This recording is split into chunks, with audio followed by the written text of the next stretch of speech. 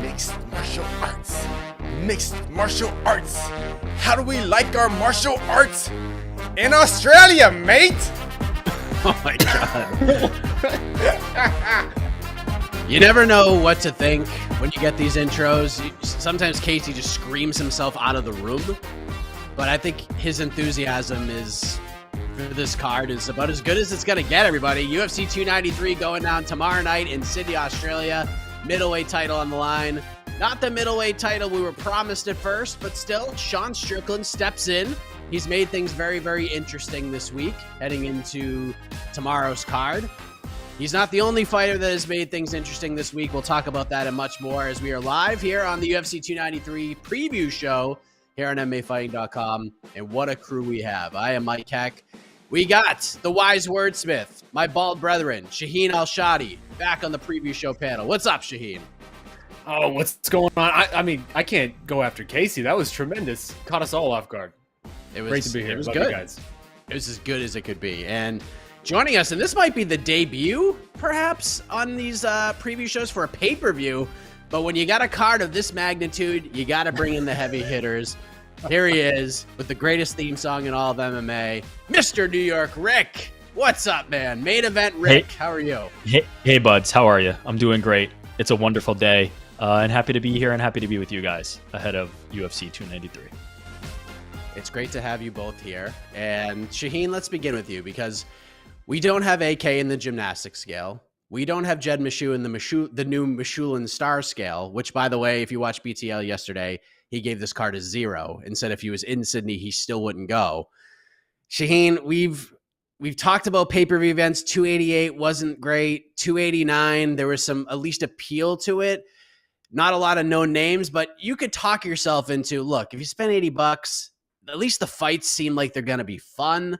This one, I feel like a lot of people are having a hard time getting behind outside of some of the antics we saw at the press conference and some of the personalities involved. We got a title fight. We got Tai Tuivasa, who's always fun. We got Manel Kape. Manel Kape is supposed to fight Kai France. With that fight, this card looks a little bit different, but now he's fighting a 7-0, 22-year-old newcomer.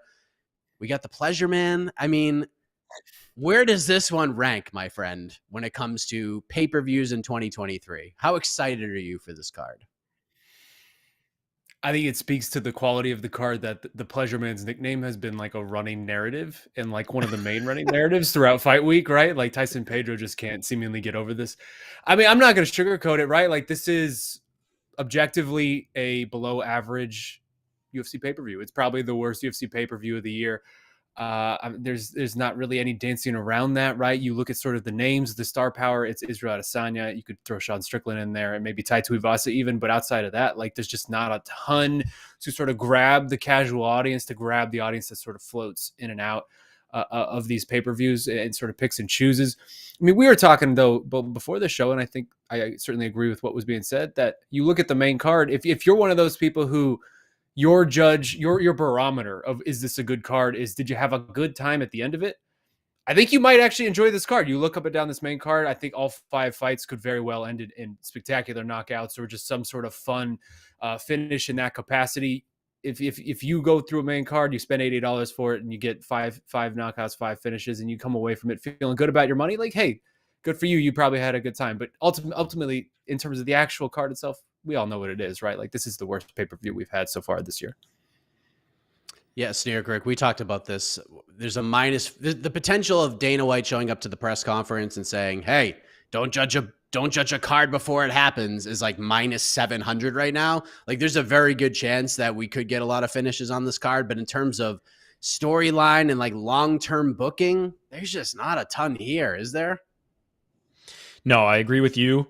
There's not a lot of stakes here, right? Like, is Sean Strickland a fight that propels Israel Adesanya in a different direction? Now, granted, if Sean Strickland can get the job done, that obviously creates some kind of new stakes for the middleweight division.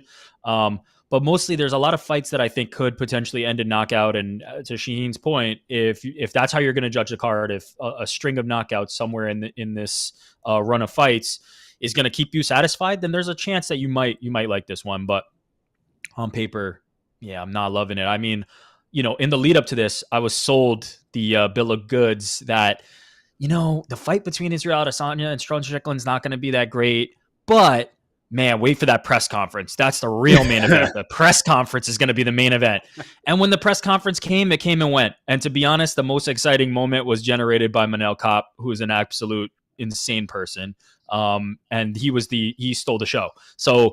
So far, it's 0 for 1 in terms of things that I've been told is going to be great about this. Hopefully, the fight can be a little bit better. I'm not expecting it to. I really think this is the worst possible stylistic matchup, to the point where if you ask me who's the worst stylistic opponent for Israel Adesanya, I'd probably pick Sean Strickland, and I think he's going to style on him. But yeah, look, if knockouts are what you're looking for, I think you'll find some on this card. But if you're looking for competitive fights, if you're looking for high skill level equal matches, this one just ain't it. This card was made for Israel Adesanya to have a showcase in Australia, for them to sell some tickets and to move on to the next event. So let's get into this main event, Shaheen, because on all the various shows, I've either been asked or I've asked the other panelists, how can Sean Strickland win this fight? And the betting odds, right around minus 650, minus 700 in favor of Israel Adesanya. And when you look at it stylistically, outside of Sean Strickland, and you can't even say like if he has a perfect MMA fight, he's going to win. He needs to have like an imperfect, perfect MMA fight. Like he needs to do everything wrong to the best of his ability to beat Israel Adesanya. It's so strange finding ways for him to win, but the better storyline for sure in the aftermath is Sean Strickland winning this fight. It would be objectively the funniest thing that has happened in a long time. The rankings for our panel would be broken in a million pieces, and the whole middleweight division would be in a place that we never dreamed of. So I guess my question to you is, how can Sean Strickland win this fight? Can you paint a picture at all of how he can win? The rankings would be blown to pieces. I think like when Alex Pereira won the middleweight title, that really ruined our idea of what pound for pound rankings actually is, right? It sort of blew it up from the inside. If Sean Strickland wins this, like we may as well just never do a pound for pound rankings post again. Like, what are we doing at that point? Like Sean Strickland, top 5 pound for pound fighter in the sport.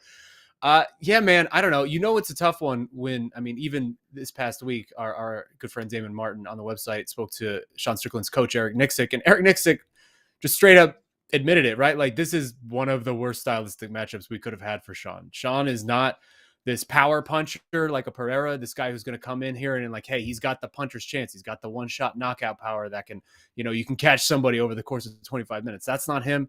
He's not really a guy who uses his wrestling. I know he's spoken all week about how he's incorporated a lot of that in his camp. And he incorporated a lot of that in his camp for Alex Pereira, and we see who he is. He's a headstrong dude who marches forward, gets at you with forward pressure, punches and bunches, and tries to hit you with the old Nate Diaz, just overwhelm you. And it's just like that feels like an absolute nightmare for a counter striker to the level of which Israel Adesanya is, right? Like Israel Adesanya, whether you like him or not, he is one of the most creative and just one of the most decorated and accomplished strikers that the middleweight division has ever seen. And he eats this type of stuff up for lunch. Like, this is tailor-made for just like Eric said, like a showcase fight for Israel. Because Sean Strickland's not going to, you can rewind the tape if this ends up happening and go ahead and blast it out on me. But like Sean Strickland's not going to land the Alex Pereira. He's not going to land the one-punch shot in the middle of the second round that puts this out. Like, he has to win a decision. He has to grind this out to win this, it feels like. And that's just tough if you're giving Israel Adesanya 25 minutes. And I think that obviously plays into why this event feels so weird, right? Like, this event just feels like a very stopgap sort of event in the schedule of like, hey, we're just going to give Izzy another fight and keep this moving. And some people are very excited to see what Sean did at the presser and things like that. But also it just feels weird because it is almost like a bridge fight.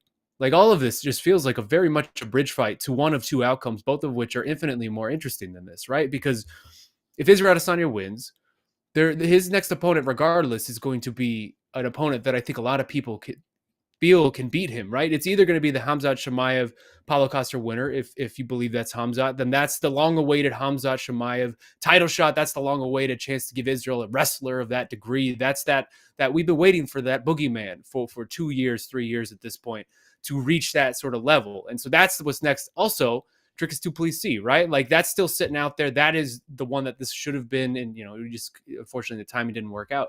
But either of those, whether it's DDP or Chimaev, that is infinitely more interesting than this and infinitely more dangerous, seemingly from the outside for Israel. So this all just feels weird because, again, this is very much a bridge fight. And you don't want to say any fight's a gimme in the UFC, but this feels like the most, I don't know, just obvious gimme that we have seen the organization give a champion in a bit. But, it's MMA, anything can happen. But, God, that if Sean Strickland won, the MMA world on Monday would be a very bizarre place. I'll tell you that. Absolutely.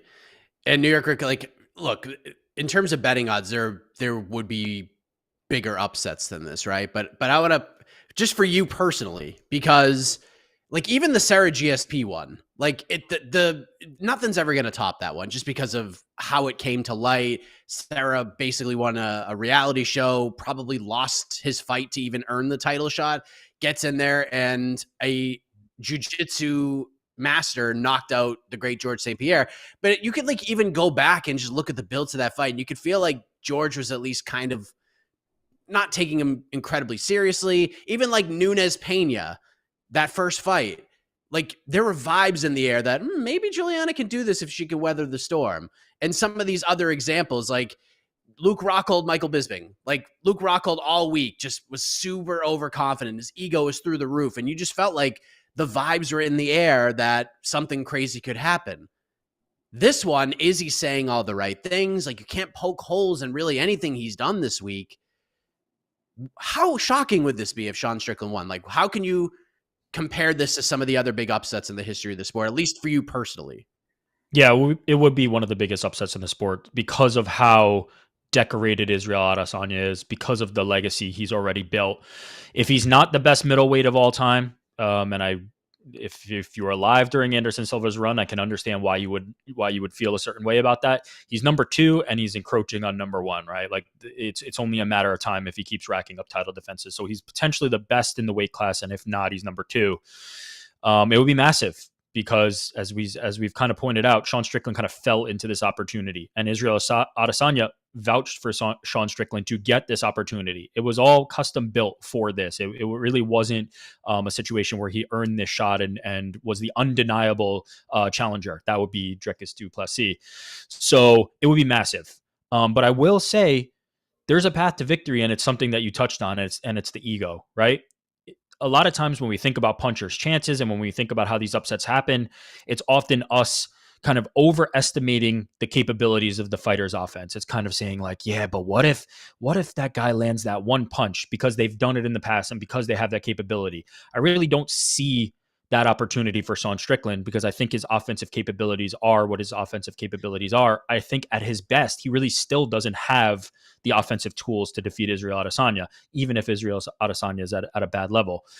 Where he can win this fight is if Israel Adesanya's ego doesn't allow him to beat Sean Strickland in the way that he's able to beat Sean Strickland. If he fights the fight where he's overly aggressive, if he fights the fight where he feels like he has to get a knockout because this was a showcase fight, if he wants to finish Sean Strickland because he had to prove something about the words that he spoke and make him pay for all these things, that drastically changes what kind of fight we're looking at here. Now, again, risk-wise, odds-wise, I'm still counting on Israel Adesanya, even if we're factoring that in to win this fight.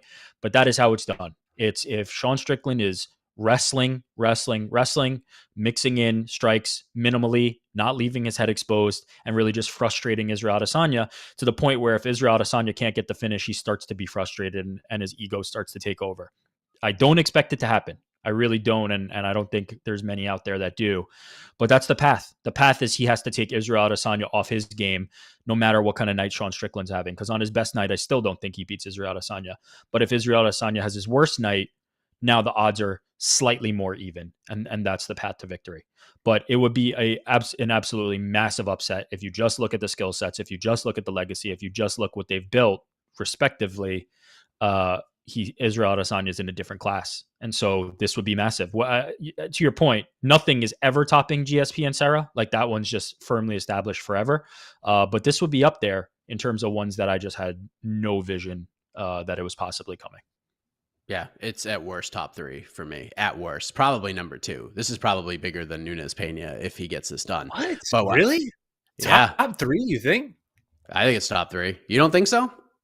Like, just I for mean, me personally, though, not for like, the greater history of the sport and like pundits galore, how they all feel collectively. But at least for me, I'd be like, some wow, vibes. this would be oh yeah, for sure. That's funny. I definitely put it top 10, but to me, like Bisping, Rockhold, Pena, Nunes, and then obviously Sarah GSP, all those just felt impossible in a way that this at least just doesn't feel that impossible, right? Like it feels it's been a weird year. I don't know. I couldn't put it top 3, but definitely top 10. I mean, it would be wild for watch party entertainment. Sean Strickland winning would be absolutely ridiculous. It would be absolutely ridiculous. And to Sean's credit, he has handled this in stride. He is the same guy. He has no pressure on him.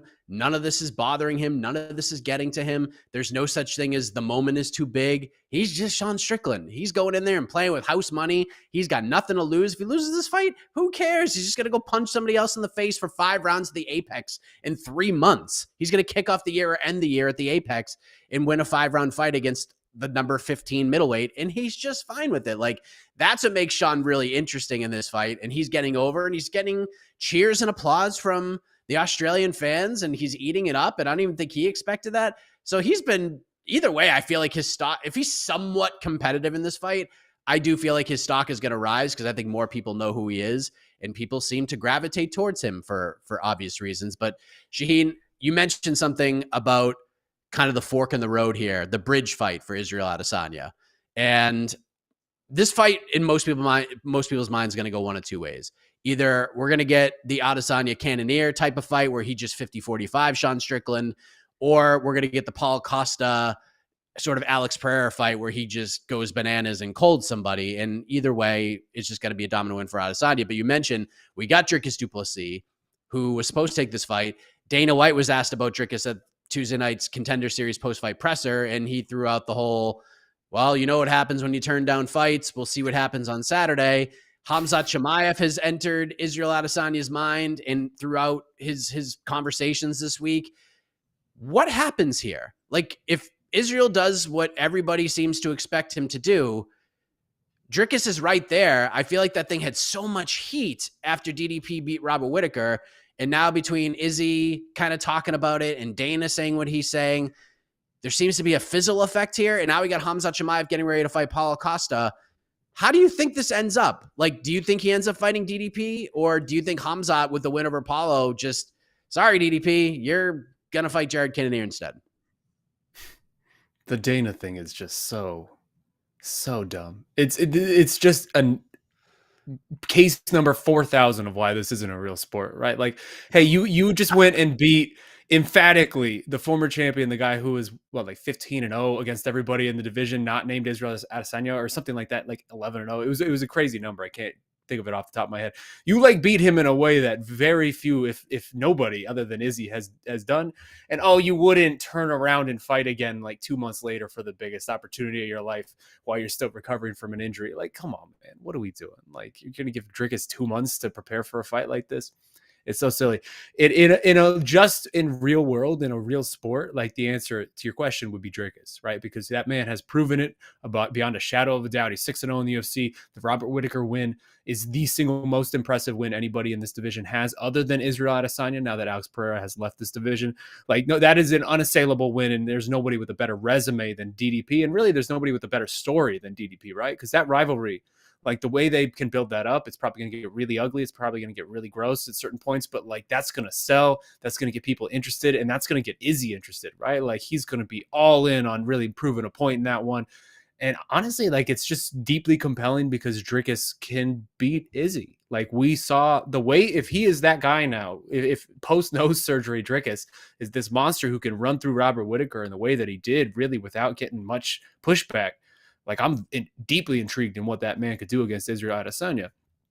That being said, I don't know if he's the actual realistic answer, right? Because we have Khamzat Chimaev just sitting here very, very soon coming up. that fight's about to happen. And we have been waiting, as I said at the top, we've been waiting for this guy for like 2 or 3 years to reach this sort of level. It has taken forever is seemingly 3 years ago that he fought Nate Diaz, or that he was supposed to fight Nate Diaz at this point. Like, it seems like it's just been so long since this man's been alive. But he was the heir apparent, right? Like, he was supposed to be the welterweight champion. He was supposed to be the 2-division champion. I think there's a very real world that if Izzy does something impressive and then says Khamzat's name in the post-fight press conference, and then Khamzat goes out there and just demolishes Paulo Costa in a way that he very well could, that Dricus kind of just gets left here sitting there looking at everyone else being like, what just happened? Like, how did I get skipped over? Like, that's the UFC, right? Like, we've seen fighters get skipped over for things pettier than not accepting a fight on 2 months notice when you're injured. Like, that is a very real possibility. If it's up to me, I'm doing DDP because I'm just so deeply interested in that fight, and Khamzat can wait. He's had one fight in this division more or less at that point. But I think the UFC, there's a very, very real chance that they'll go with Khamzat, especially if Izzy wants it. What do you think, Nurg? Because I also think the timing of this is kind of interesting too, because it doesn't seem like it's that close, but Izzy talked about UFC 300 this week. We're 7 months away, and the way this sport moves and how quickly everything goes, that's going to come real fast. And as personal as these rivalries can be and how the UFC is very good at creating these narratives, there's no denying that Izzy versus Khamzat is a bigger fight than Izzy versus DDP. There's just no denying that. And for UFC 300, Izzy versus Khamzat would just be a friggin' insane main event. So do you feel like, and if I'm DDP, and I've said this a million times this week, he better be on a one-way trip to Sydney right now. He better be sitting in that crowd. There better be visuals of security holding that man back from getting into the octagon on Saturday if Izzy wins. Do you feel like Dricus is going to get skipped over here if Khamzat does to Paulo Costa what he's done to everybody else he's fought thus far? I think because it's Israel Adesanya, it becomes an interesting topic of conversation because he's so active as a champion. Most other champions, right, you can kind of plan their fights further in advance, but because he wants to remain so active, it puts you as the UFC almost in a tougher spot because of how many of the potential challengers he's already beaten. Because of the lack of kind of fresh names, we end up with a matchup like Sean Strickland, right? That is not particularly compelling unless you're a Sean Strickland fan. So because it's Izzy, I think it's really just subject to timing. It really is just like who's going to be available the next time Israel Adesanya fights. If we eliminate that aspect of it and who the UFC would put in there, it's going to be Khamzat Chimaev, no doubt. If he goes out there and smokes Paulo Costa, there's not a chance in hell that the UFC risks the idea of waiting another year and wasting another year. To Shaheen's point, that was September of 2022. And before that, the last time he fought before that was April of 2022. I really look at that date because the September fight wasn't a real fight. Like, all due respect to Kevin Holland, who I'm one of the biggest fans of, that wasn't a real fight, and Nate Diaz wasn't going to be a real fight. So we've kind of missed a year and a half of real fights for Khamzat. We haven't seen him since the Gilbert Burns fight in what I would consider a competitive fight. And that is too long. That is too long to wait for somebody who could have been a champion at 170, can potentially be a champion at 185, whose career is kind of on hold and hiatus until this Paulo Costa fight happens.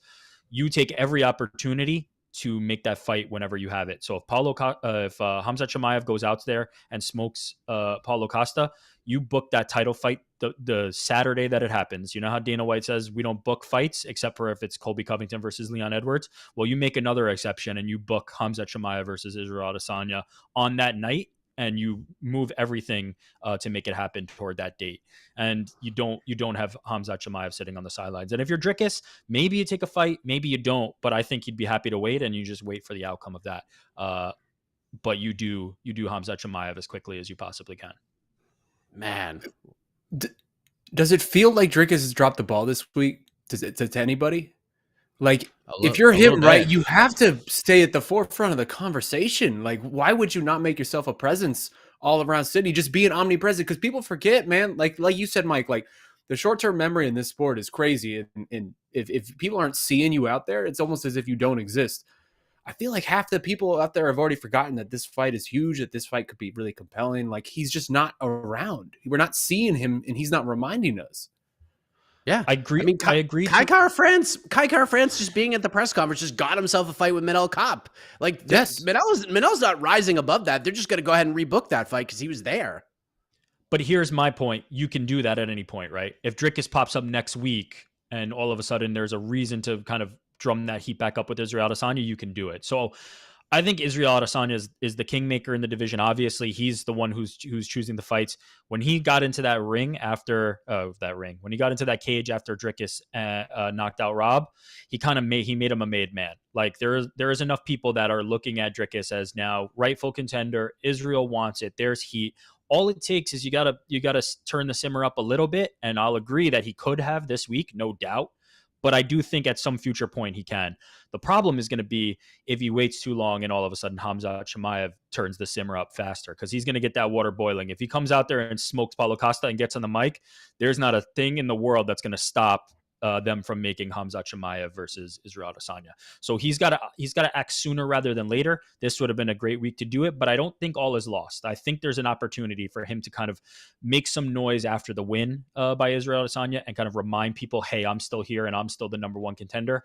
But man, if he waits too long and Khamzat gets that pot boiling, it's the train's out of the station and he's going to get left behind.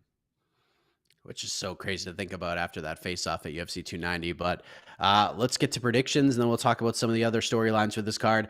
Right now, Shaheen, Israel Adesanya, according to our friends at DraftKings, minus 650 favorite. The comeback on Sean Strickland, plus 470. Anything can happen when that cage door closes, but I kind of feel like you're going Izzy here. How does he get it done? How high do you think that line gets by the time we get to fight night? Like It was fight at- hour? When I was doing Heck of a Morning, Izzy was minus 690. So some money is coming in on Sean Strickland, which doesn't, I mean, why the hell not? I mean, Yeah, at why that not point, that's take a shot? flyers, right? You're just taking a shot. It's flyers. I don't know. I bet that gets up to 700 by the time they're in the cage. Like, I mean, obviously, I'm picking Izzy. This to me, it's what we've said throughout this show so far. It's a tailor-made matchup for him. Like we've just seen Izzy throughout his career. The guys who bring the forward pressure, the guy who brings the fight to him, the guys who sort of are all about that action, they tend to get slept pretty hard. Like Alex Pereira was sort of the exception to that rule, although not really ultimately, right? Because he also did get slept. But also Alex is such a far more decorated and complex and creative striker than a guy like Sean Strickland, who's very much in that Nate Diaz mold of just plodding forward, just keep coming forward, in your face, punches and bunches, just throwing a lot of volume out. Like Izzy eats those kind of fighters up alive. We've seen it time and time again. I don't think this is going to be very different. Also, I think the moment too, man, like it's tough. It's tough because we haven't seen Sean Strickland in a moment quite like this, but we have seen him in moments where it feels like it's big stakes. And I don't know that he's a guy who necessarily has risen to the occasion so far, right? Like the Alex Pereira fight was a great example of him going out there. There was a path to victory for him potentially to wrestle, and he just got caught up and got too wanting to outstrike the striker, and we saw where that ended up for him. I just don't see this going well for him. I think Izzy's going to have a spectacular performance, and I can see a second round knockout, very similar. Just something that's going to end up on a highlight reel, right? Like something that's going to end up on the Izzy legacy tape once his career is done, and we'll see this knockout over and over again throughout our life. That's sort of where I'm calling it. Rick, what's the official pick here? I'm expecting a finish sometime in the early to mid rounds for Israel Adesanya. There's no technical breakdown that I could possibly provide where Sean Strickland is a threat to Israel Adesanya. It's just not possible. Like the marching forward, flat-footed, overreacting to feints, like not moving the head a ton other than to like weirdly overreact to certain things. Like he's just a very like jittery type of fighter who's going to be there for Izzy to hit and not be throwing a lot of power back at Izzy. Like there's no reason that Israel Adesanya can't stand in the pocket with Sean Strickland and then fire back the much heavier and more technical and precise shots. He's done that against the likes of Alex Pereira, who is far superior in that domain.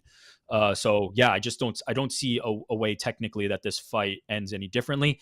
As I said earlier, the only way this goes wrong is if Israel Adesanya beats himself. If there's a way that his ego gets into play and all of a sudden he's leaving himself exposed because he's trying so hard to get the finish that he just loses his head. I would say that the criticism on Israel Adesanya in the past has been a lot more that he's fighting safer than more risky. So I don't expect that that's the case, and he's been in fights that I think he's probably taken a lot more personally than this. So I don't expect that to be the case. I expect an early to mid round knockout for Israel Adesanya. Sean Strickland is tough though. There's something there is something in him that allows him to continue to fight, and getting nuked by Alex Pereira is not an indicator that like you're vulnerable to that, because Alex nukes everybody. So I think that there's a chance that he makes it to the decision. If in that case it would be 50-45 or worse. But I expect Israel Adesanya to find a finish. I will say he's kind of, for the last couple of fights, been alluding to some kind of submission. We'll see if he ever really like pulls out that bag, but I just think it will be too easy for him on the feet that there will really be no reason to do that. So as some of you are aware of, because of these watch parties and our friends at DraftKings, and because I don't want GC to be by himself, I only place some small wagers on these pay-per-view cards. It's a new trend. We started at 292.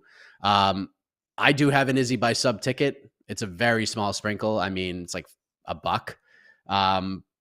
I have a lot of exposure on this fight. Izzy Strickland under 2.5.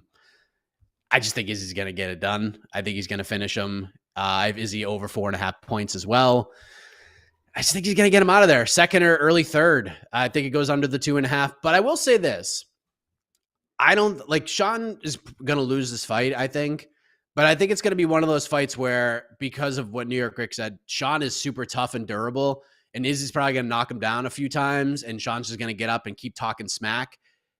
I think his stock's still going to somehow go up after this loss, like some way, somehow, because again, he doesn't care about any of this. And even if he wins the title, like it seems like, all right, I'm the champion. Who can I fight next week? I'll fight somebody in the parking lot. I'll fight somebody in the alleyway. Like, let's do the man dance. That's how Sean Strickland's going to be. This isn't going to change him. You think he's going to go buy a Rolls Royce after this? No, he's just going to be Sean Strickland. So I do think his stock will rise. I do think he's going to have moments where everyone's like, dude, this guy is tough. He is a fighter's fighter.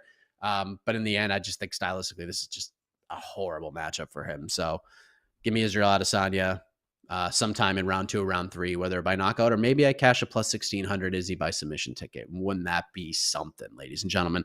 Tai Tuivasa is back. Shaheen Al-Shatti. He's fighting Alexander Volkov. A little bit of a tough run when you fight Sergey Pavlovich and then you fight Cyril Gane in Paris. Those two pretty good fighters right now. Sergey Pavlovich might be fighting for the belt. But now Tai gets a home game, Shaheen. He's going to get a raucous crowd. He's going to come out to some incredible entrance music. Shoeys will be ready, rocked, and loaded. Maybe they'll take Shoeys with happiness. Maybe they'll take him with sadness. But what are you looking for from Tai Tuivasa here? The ensembles have been great. The hair is unbelievable. I'm super jealous of the lettuce on the head of Tai Tuivasa this week. What are you looking for in this co-main event between Tai Tuivasa and Alexander Volkov? I was gonna say, Mike, if you get done with this question and you don't mention the hair, you failed in your job, man. Come on, look at the head of hair that man is wearing.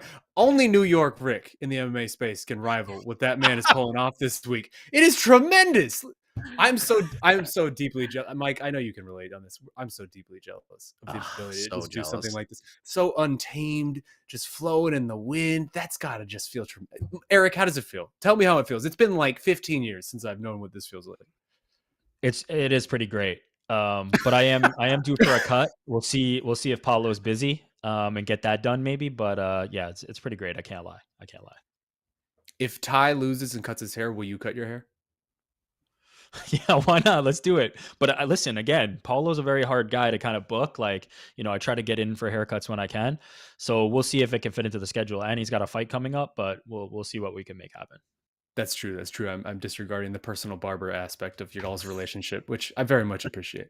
No, man. I mean, this is a really fun fight, right? Like, it's not. I wouldn't say it's the best co-main event we've ever had on a UFC pay-per-view, but ultimately, it is what it is, right? You get them. And the UFC knows what it did here. They have a main card lined up with big boys, right? You got 2 heavyweight fights. You got a light heavyweight fight in there as well. Like, it's what we said at the top. There's going to be a lot of knockouts probably on this main card, and that's sort of what they're shooting for. And if you don't have the names, if you don't have the star power, if you don't have the numbers next to the names, the intriguing sort of push the division forward type of matchups, then what are you going to do? You're going to stack it with probably explosive finishes, and people will have a great time with it. I mean, ultimately, I think any chance you can get to see Tai Tuivasa erupt a local crowd like this, a crowd who's going to be very much on his side. It's going to be a party in there when he's walking out. This might be a party in there when he's walking out after the fight as well. Like, the whole thing is a cool scene. We know what we get with these guys at this point. Tai and Volkov have both been in the UFC for quite a long time at this point. They've been in these rankings for a long time. They're going to be no surprises in this. I love anytime you can get Volkov against a heavyweight who's not quite nearly his size, because you can get the sort of Stefan Struve versus, like the face-off picture where somebody's head is just barely in the picture because they have to get Volkov being so tall. Like, I love everything about that, but ultimately no one's going to be surprised by this. I think there's a good chance it's pretty fun. There's also a slight chance that it's not very fun at all. But it's heavyweight matchmaking, Tai Tuivasa needs a win. Alexander Volkov hasn't really found a way to work himself in a title picture. This would probably get him the closest that he has been in a long time. But I don't know. There's not too much to say about this. Yeah, but even if he beats Tai, like, he's still probably pretty far away considering what's going on in this division with Aspinall and Pavlovich and Gane getting back into it. And if Jailton Almeida beats Curtis Blades, that changes everything. So I still think the road is a pretty long one for Volkov. I don't know if the road's as long for Tai Tuivasa, New York Rick. Everybody loves this guy. And if he comes out and knocks out Alexander Volkov and 15,000 people erupt and people drinking beer out of their shoes, Tai's a popular dude. Like, I feel like he gets right back in the title picture if he knocks out Alexander Volkov. What do you think? Derek Lewis and Tai Tuivasa are never far away from title shots because they're so beloved and they knock people out like sleep style. Like, they put dudes to sleep and then they celebrate in ways that people want to see. So they're never far from a title shot. They need to string a few together and then they're there. If Tai Tuivasa had knocked out Cyril Gane, I'm fairly confident he'd have been in that title picture, if not fighting for the belt. And he almost did it, to be completely honest. I kind of look at this fight pretty similarly, actually. Like, this feels like a dog or pass to me. It feels like the odds are a little bit off. Like, I get why the bookmakers would be in favor of Volkov. I get why the general public will probably be betting Volkov. He's got more tools. He's looked really, really good recently, and Tai has been on the wrong end of a few. And if it goes long, obviously the gas tank's going to be there and Volkov's going to be the one who's remaining technical. But if you compare their resumes, like, they really just are on a similar path of losing to the guys they're supposed to lose to and beating the guys they're supposed to beat. And to be honest, like, I was impressed with Tai's performance against Cyril Gane to the point that I was thinking, like, if you run that back and you give me dog money again, I'm probably taking Tai again. And I can't say that I'm not in the same spot here where, like, I don't know what he's currently at, but it was around 3-1 when I was looking previously. That feels like the right side of the play for me. Like, I don't see enough upside out of Volkov that I'm looking at this and going, like, yeah, he should be a huge favorite over Tai and he's going to smoke him. I think Tai's going to be live. I think Tai's going to be pressing the action. And when that dude lands, it's a different type of thing. Similarly to Derek Lewis, that people just can't handle. So yeah, I like Tai in this spot. If you're giving me a coin flip, I'll probably, take Volkov. I'll probably lean that way just because I feel like there's more ways to win. But if I'm looking at the odds as currently constructed, I think this is a fight where you want to back Tai. I think this is a dog or pass situation, and I think he's super live here. He's plus 210 right now. Tai by knockouts plus 300. Why not? So, that feels like a perfectly suitable play. Like, Volkov is losing to the same guys Tai's losing to. It's not like I don't look at Volkov as like the upper echelon of this division. Now, with a win here and maybe another one strung together, he's kind of like knocking on that door, but he hasn't been there yet. And Tai's been in that same spot too. So yeah, I like Tai's chances here. No, I mean, what it is people looking at Wikipedia and seeing 2 red marks in a row for Tai and seeing 2 green marks in a row for Volkov, right? That's exactly what when it comes to all of this, right? Because you're right, Eric. I mean, these guys, they're essentially in the same tier of heavyweight. Like, I don't know that there's a huge gap between either one of them and sort of what they've been able to do. So yeah, I don't know. To me, this feels more like a pick'em than what the odds are saying. Yeah, I mean, it's gonna be tough. It's gonna be tough for Volkov. Like, he's got a loss to Aspinall. He's got a loss to Gane. I don't know. We'll see what happens there. But let's wax poetically on Manel Kape, Shaheen Al-Shatti, the star of the week. Dude's getting in everybody's face. You say anything negative, it's like Elaine after she got bit by a dog in Seinfeld and she thought she had rabies, just firing at everybody, just screaming and yelling. Nobody is safe. What have you made of good old Manel Kape this week? Because he's somehow jumping on everybody's radar with the way he handled himself at the press conference and the stare down at the end today. Manel is just getting over like Rover. I love this man so much. I want us to go. I want us to go 45 minutes right now on Manel Kape. This dude is the best kind of lunatic, and like the way that like when I was coming up in this game, right? Big into pride.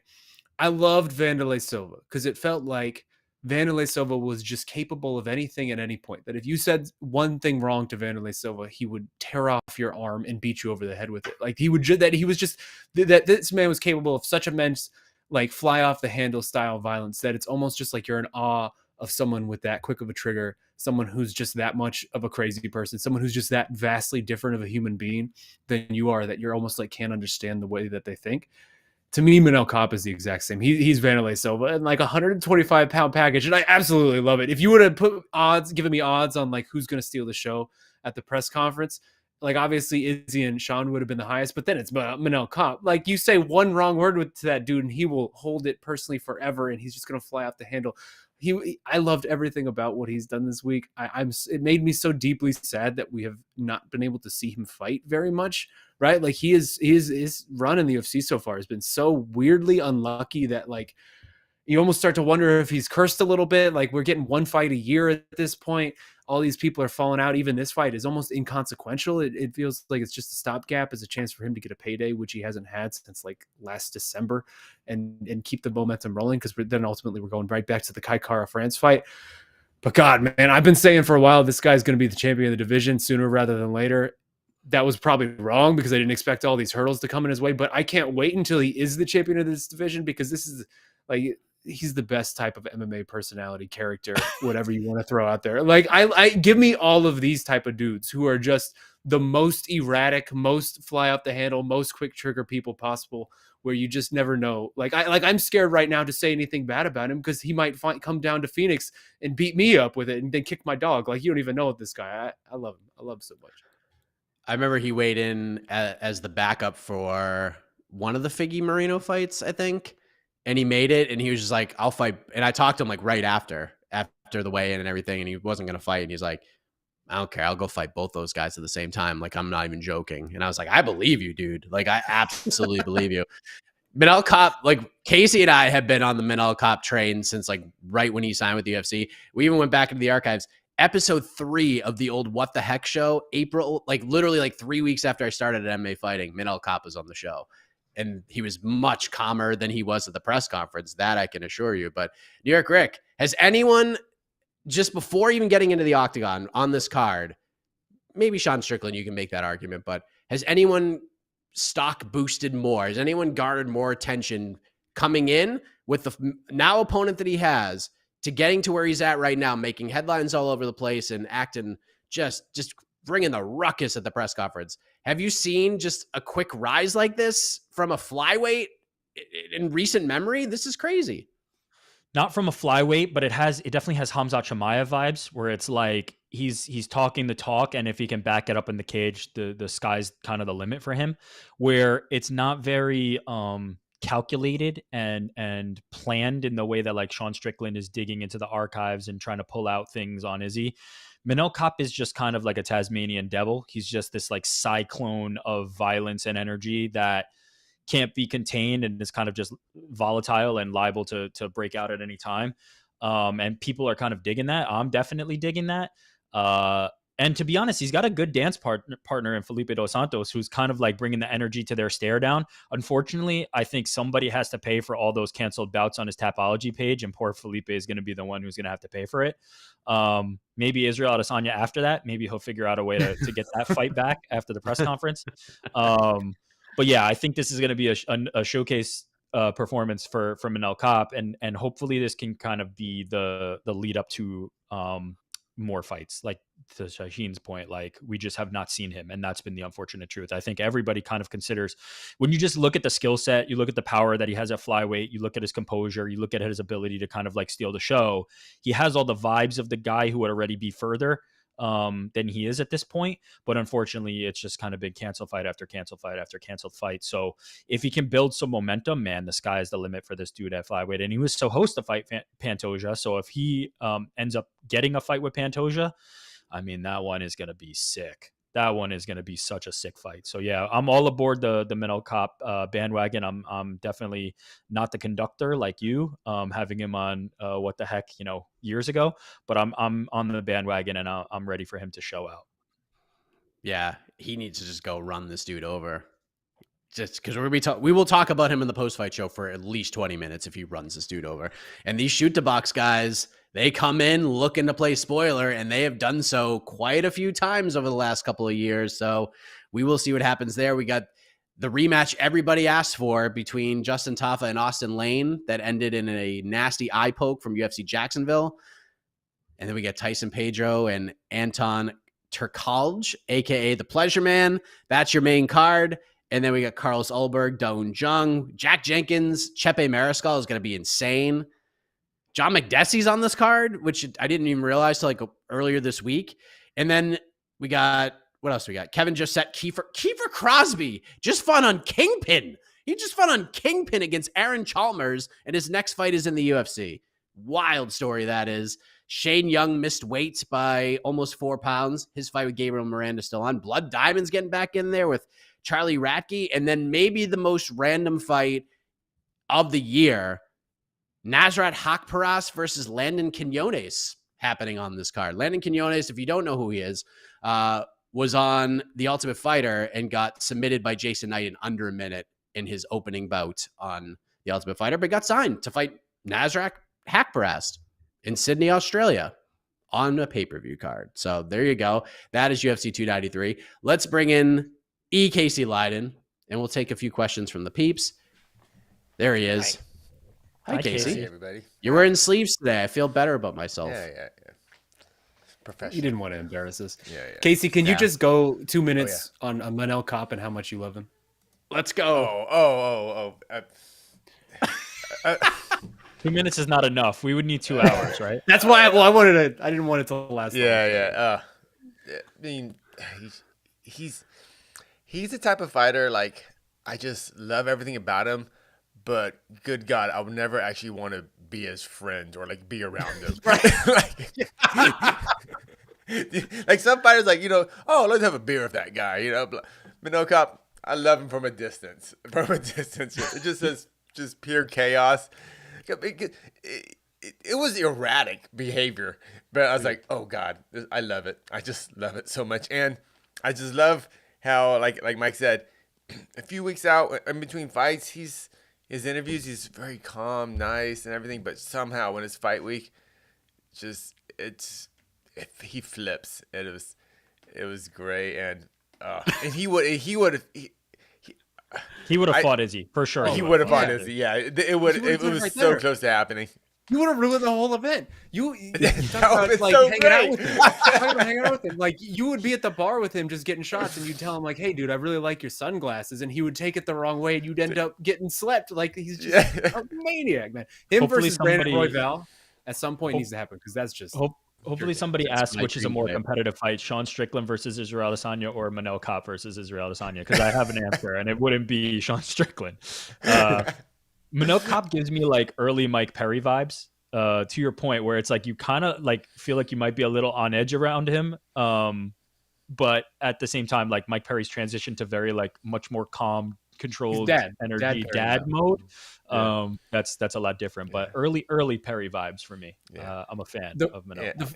The fun thing with Kape too is kind of the thing that Vanderlei had too, where it's like the accent is so thick that like you almost can't like understand what he's saying to you either. So like you don't know like how to respond properly to it. It's great. Izzy understood later that he said, "Who the F are you?" and then responded to it on Twitter. But how about Manel Kape just asking the champion of the world, one of the most decorated UFC fighters ever, like, "Who the F are you?" The guy that's on every effing poster in town.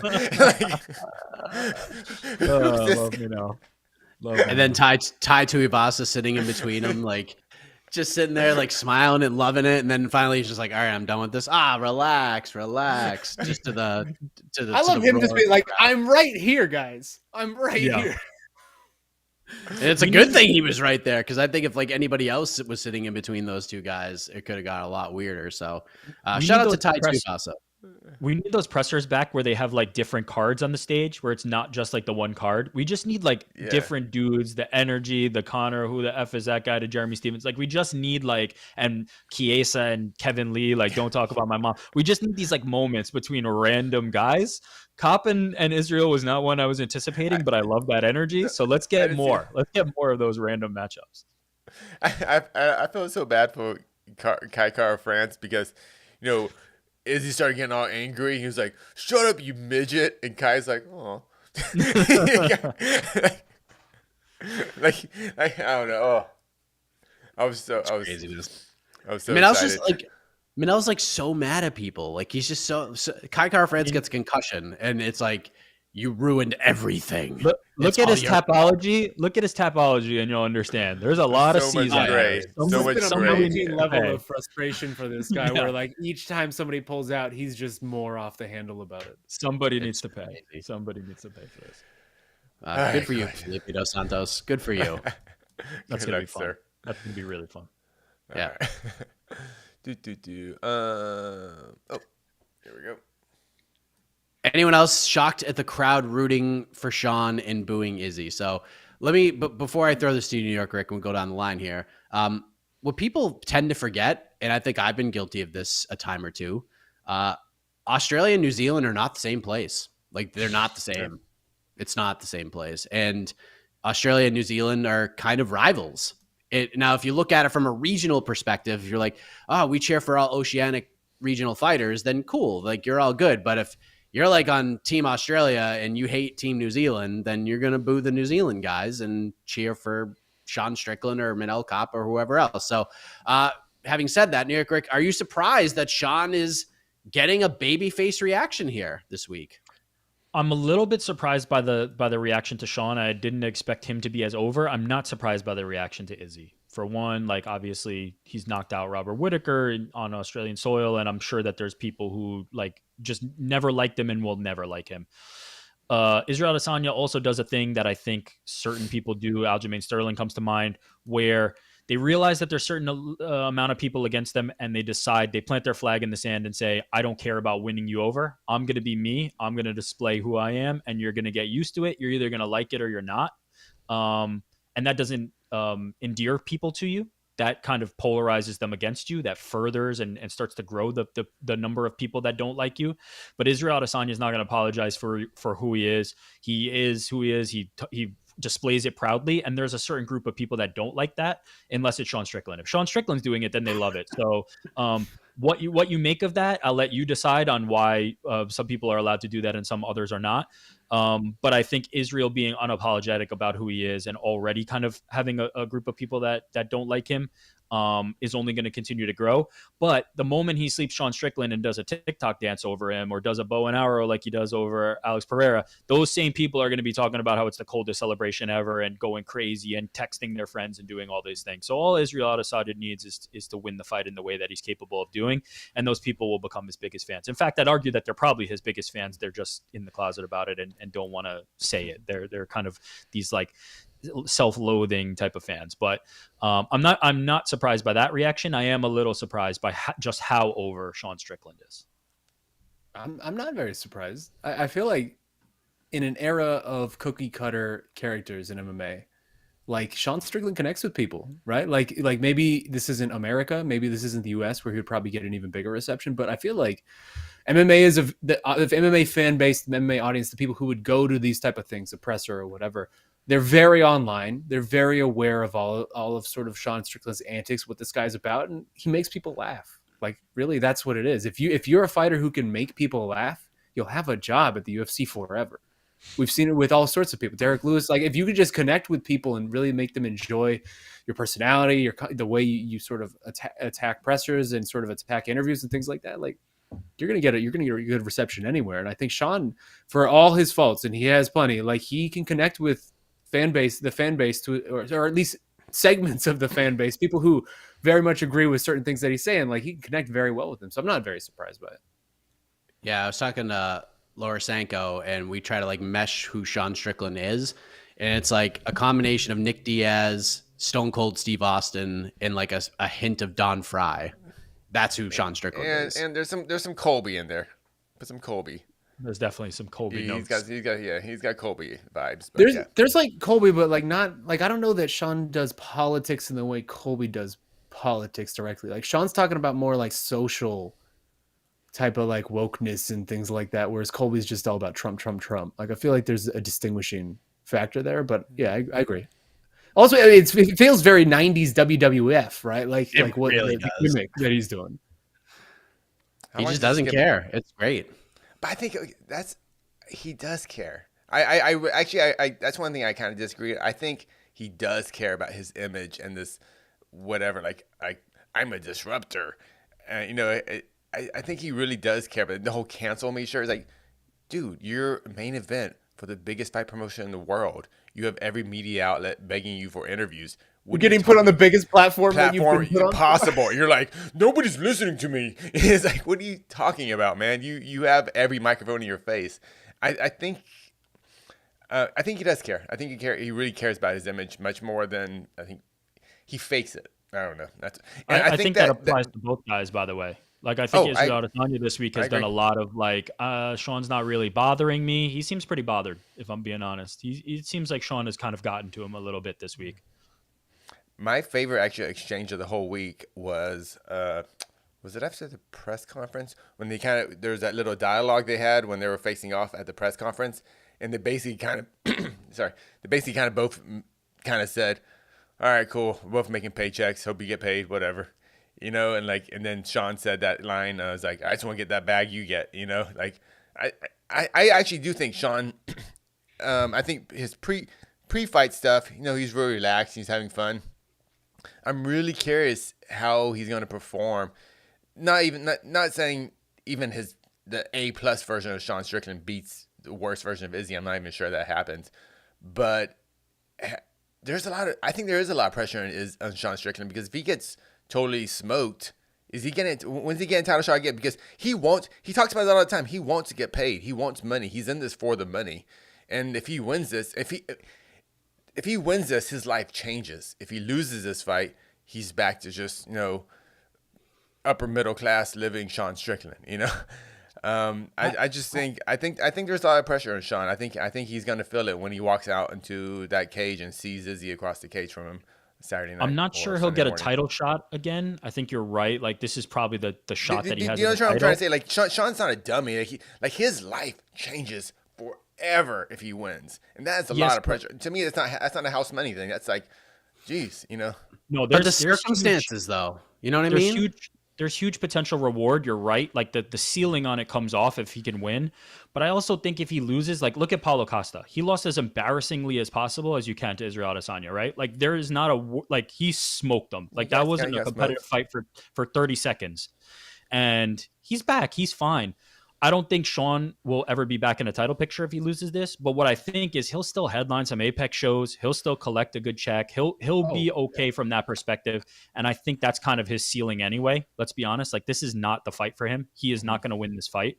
His ceiling is Apex headliner, right? And I think he'll be back to that, and he'll be competitive in those fights and win a good portion of those. And that'll be okay. And he'll make good money doing it. But if he wins, then yeah, he enters a completely different stratosphere. Like, think about how we think about Juliana Pena. Like, she's just in a different tier now in terms of how people look at her drawing power. Forever. This is it. You just needed the one. She beat Amanda, and now it's completely changed for her. She was somebody who people would have been real happy to just send away forever if she lost to Amanda Nunes. But she didn't, and she got it done. And now it's changed forever. So yeah, I agree. The ceiling is pretty high, but I also feel like the floor is pretty low. Like, Sean Strickland will be back to that floor of Apex headliner or pay-per-view like mid-carder, even after losing this. Like, I think he'll be okay. And I think he's okay with that. I think you mean the floor is high, right? Because like ultimately, the floor is high. The floor is high. Yeah.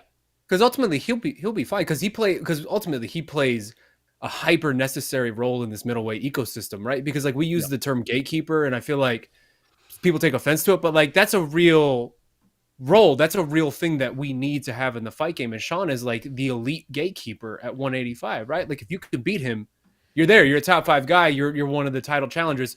He's the guy who can fend those people back. The UFC needs that forever. And it's the same thing that we were just saying of like, people connect with him, man. People like him. People like hearing him speak. Like if you're able to do those two things, thread that line, you got a job forever, man.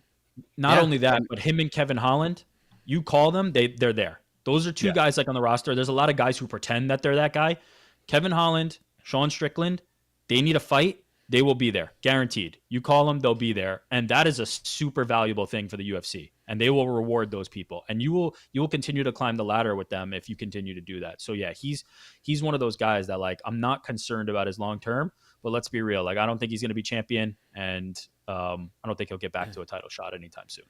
I will say if he wins, which we haven't given a lot of credence to, if he wins, the sport changes in a weird way, in a very bizarre way, but also like the level of, I don't know the level of star he could become just because he's a very weird character, but like the level of money that he will make for the rematch will be absurd because the Disney machine, they act like they're better than this, and they're very much not better than this. They will go all in on this rematch, and that dude will talk more shit than any human being has ever talked to anyone if he's able to pull this off. The point that's going to get to, like Izzy is going to be having nightmares about this man in his ear and all the things that he'll be saying for months and months and months until that fight. Like whatever the lead up to a potential rematch would be, that fight's going to be massive. So you're right, Casey, I mean, it's life-changing if he wins in like a very profound way.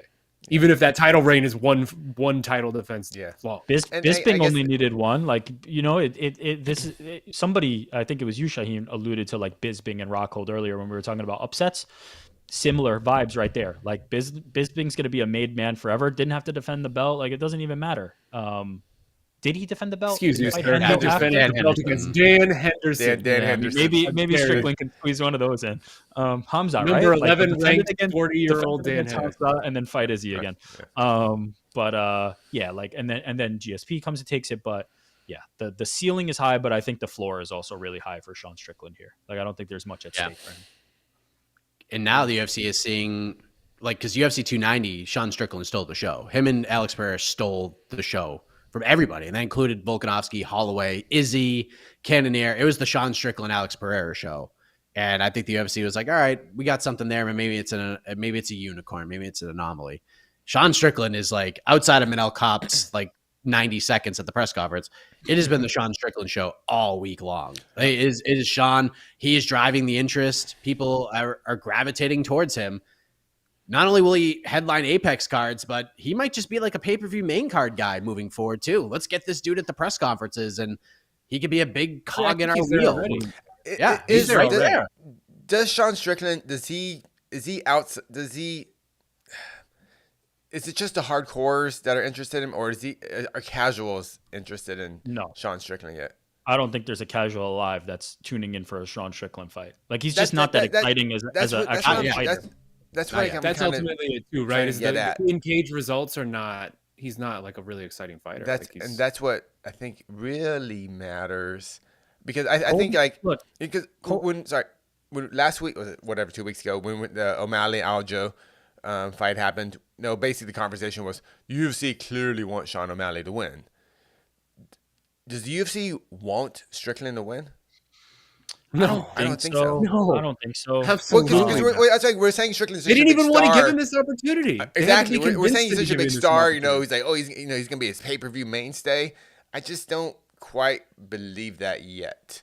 I think they're two different things, because I think he already is a pay-per-view mainstay. I think he was that the moment he got in the presser battle with Izzy before the Pereira fight. Like, it's the same thing of just, if people want to see you fight, or people are interested in your character and what you have to say, like, you're going to be on pay-per-views like this for the rest of your career, right?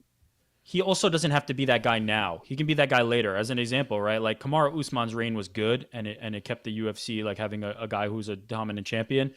But Colby Covington comes back in the mix, and all of a sudden it's like he never left, right? You kind of just need some of these characters to stick around, and you don't necessarily have to use them right now. They can be down the line somebody that you throw in there. Sean Strickland could be the foil for any guy. All of a sudden, Hamza needs somebody to talk some ish to him and rile him up. Throw Sean Strickland in there. Now you got something. Like, he's a guy that is kind of so interchangeable in that regard, and is able to drum up interest so much regardless of the like, and compare him to Colby, not necessarily because I think their shticks are similar. I do see some elements, but I do think there's distinctions. It's more for the idea that like Colby's fights aren't that exciting either. Like Colby's a high volume guy. He's going to throw a lot, but he's really just like not going to finish anybody. It's going to be pretty like meat and potatoes. And so is Sean Strickland. Like when Sean Strickland beats people, it's going to be a jab fest. He's going to be walking after him flat footed, and there's not going to be a finish. And we know that. And we know that with Colby Covington too. So most of the time, the attention that they're drawing is outsized, and their actual in-cage product isn't that exciting. If Colby Covington or Sean Strickland were anybody else, people will be snoozing them and saying that they're, curtain jerkers, if they're even on the perfect example is Colby. Before he even changed his persona, he was literally a curtain jerker. He was a guy who was on the undercard. Like that's where Sean Strickland would be, and that's where Colby Covington would be back if we were only grading their style alone. But they bring more to the table beyond just their actual style. Sean Strickland at like UFC 4 would have been like the biggest superstar ever. Yeah, like he would have just fit into that NHB era in such a real way. Like really missed opportunity there.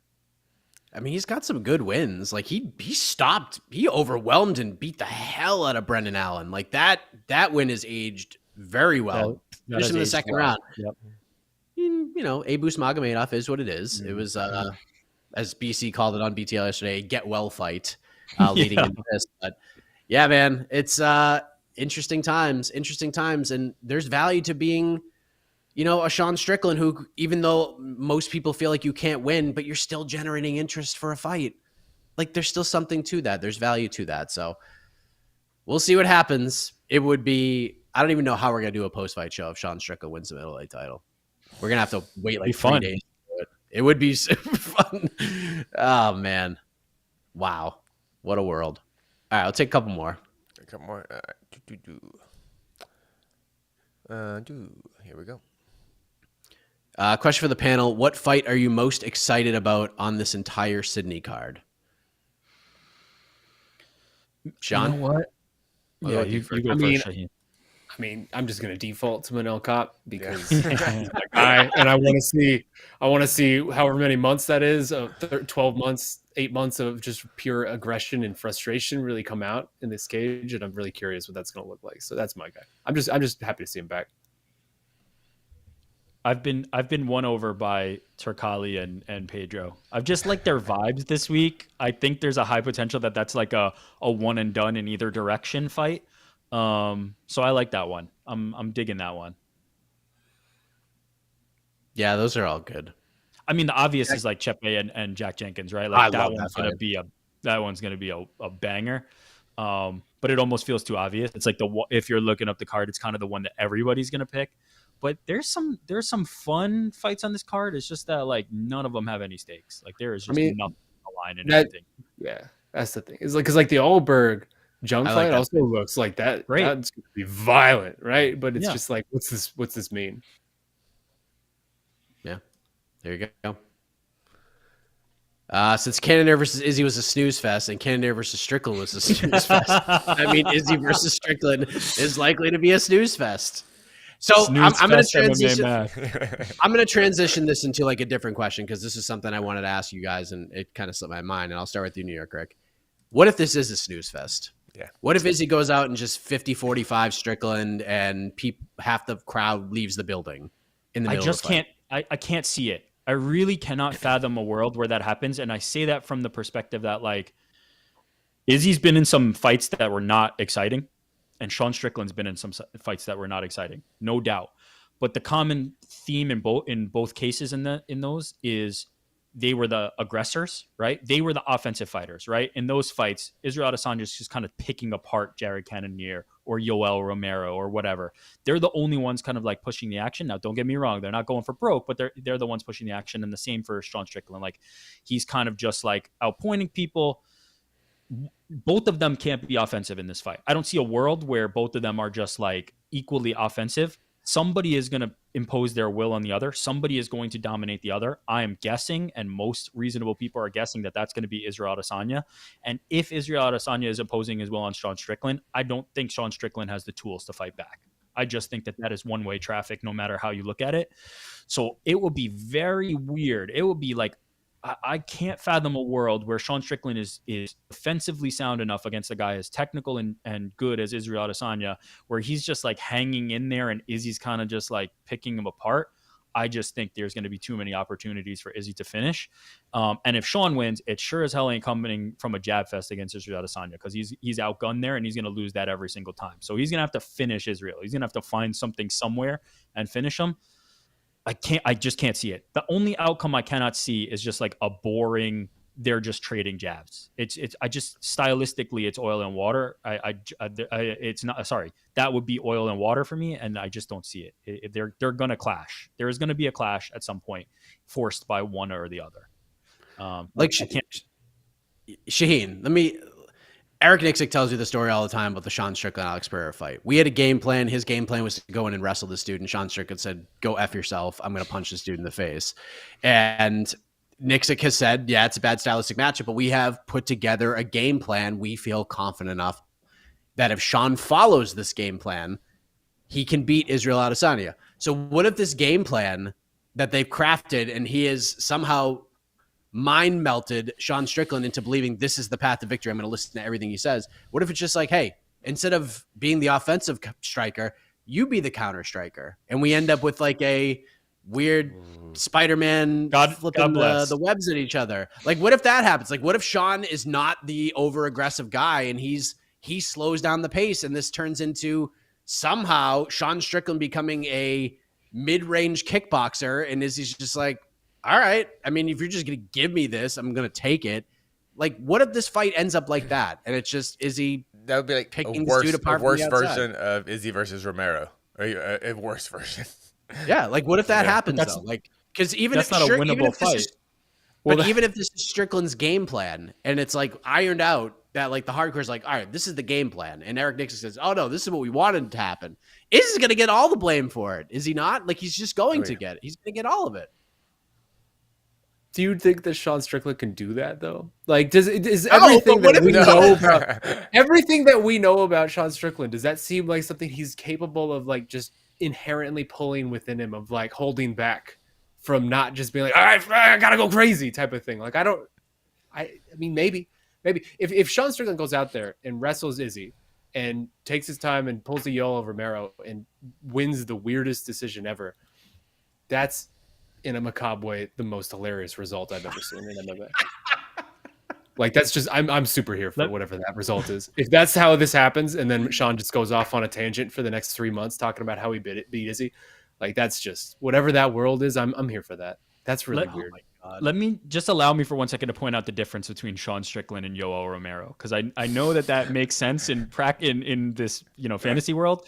But the book on Yoel Romero is lack of activity and then explosion that ends very violently, killing people. That is the book on Yoel Romero. The reason Israel Adesanya wouldn't rush that is because if he does, Yoel Romero is going to kill him the way he's killed many people before. If he rushes Sean Strickland, there's really not a lot coming back at him. Like, I just don't see a world where he's frozen in place like Yoel Romero would be, and there's anything that's scaring Israel Adesanya. He's going to beat his face in if he's just standing still. That's the thing with the Romero fight, right? Like, you go back to early in that fight, Izzy rushed him early and then got caught with that. Izzy got caught. Like, all right. And then he's just like, all right, man, like, I'm cool. If you're not going to kick your legs for the next 25 minutes, but whatever, bro. I just don't. If Sean Strickland could do that, I'd be floored. I'd be floored if he could make Izzy fear him in that way by standing still. To me, the wrestling is like the more interesting part of this question, because that's not really something anybody is talking about. Is like, what if Sean just goes out there and tries to wrestle the entire fight? And like, in theory, that feels valid, right? Like, that feels like a viable path for him. But I don't know. To me, that is also overblown. Where like, who have we really seen out wrestle Israel Adesanya outside of like Jan Blachowicz in a very early Marvin Vettori, super early in Izzy's career too? Like I feel like the defensive wrestling thing that people try to poke at with Izzy maybe is not there to the degree that they think it is. Like, he's pretty damn good at fending off takedowns, and just even with his movement and lateral movement, like preventing the idea of takedowns even coming at him. And being in we don't even need to go. We don't even need to go back a month to reflect on the like just wrestle him conversation that was around Sean O'Malley, who showed maybe that doesn't work so hot. Like, maybe it's not as easy. Somebody who understands angles and movement and all that. Like, easy. Just wrestle him.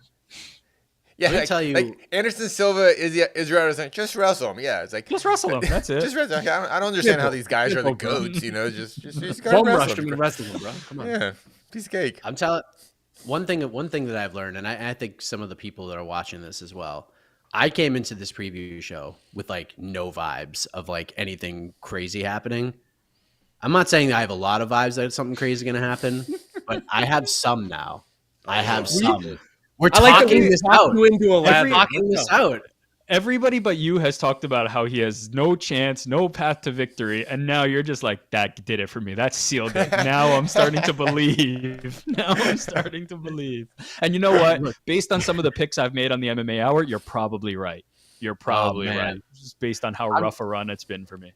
Okay, so I don't feel I'm at least attempting to mentally prepare myself for the near impossible.